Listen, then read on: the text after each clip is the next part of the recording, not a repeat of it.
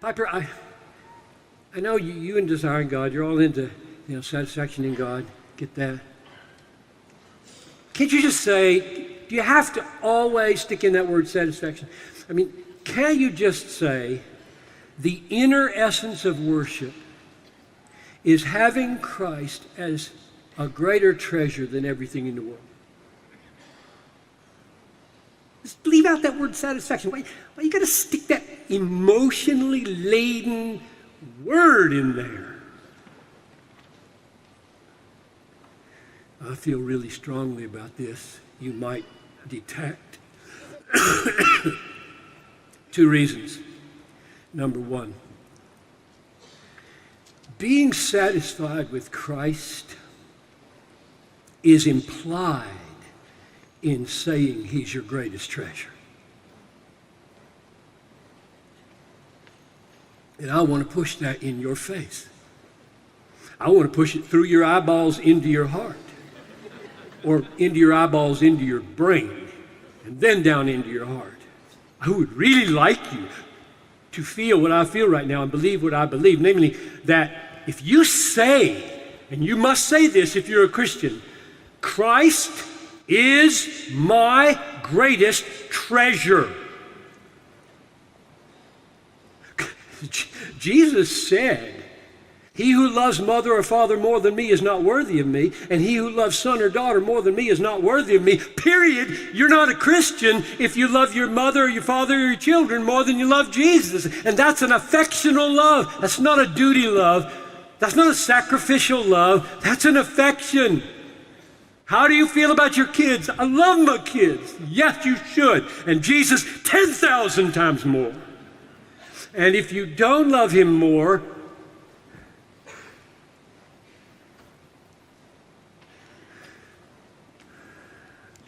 so my first reason for using the word satisfied is because it forces this issue. It forces people who are willing to use the language of treasure or commitment or belief while their hearts are going after stuff. You can watch it. You just watch them. Watch their lives. Jesus is a weekend thing.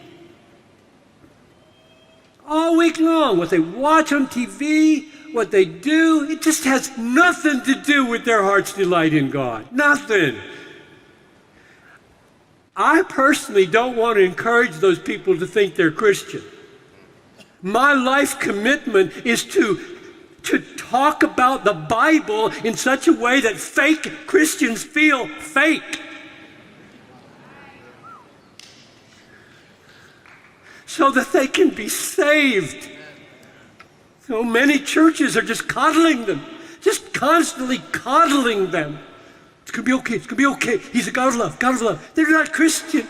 Their hearts are not made new. They love other things more than they love Christ. They think if they walked that aisle or signed that card or did some few things, they're in. I've just talked to so many of these people. So that's my first reason.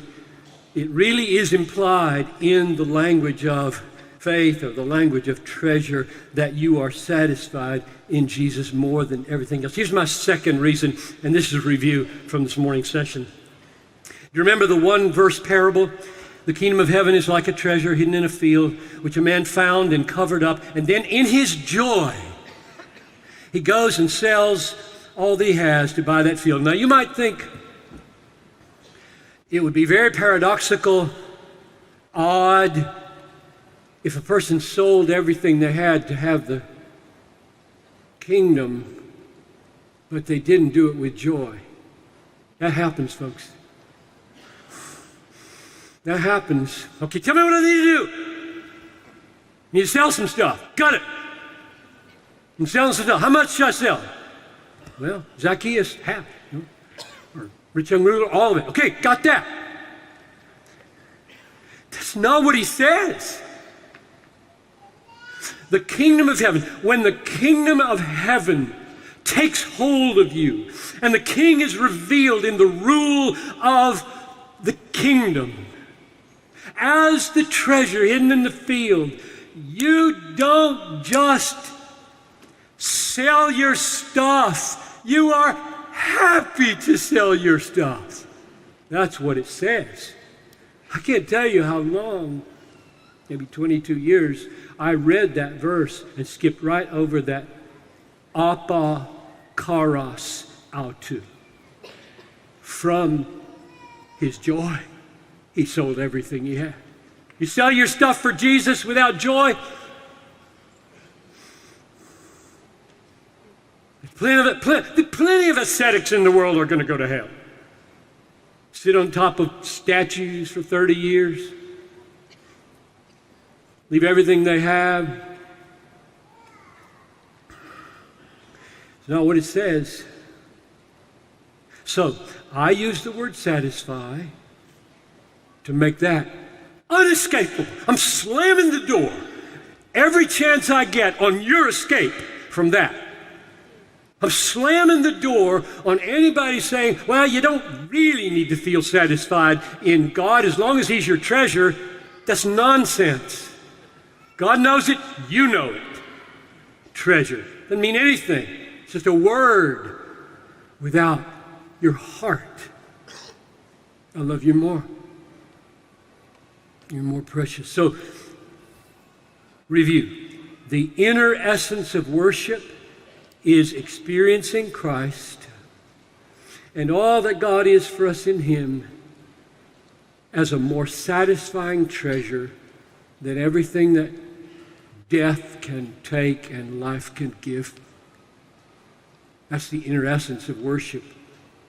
To be a Christian is to be born again into that.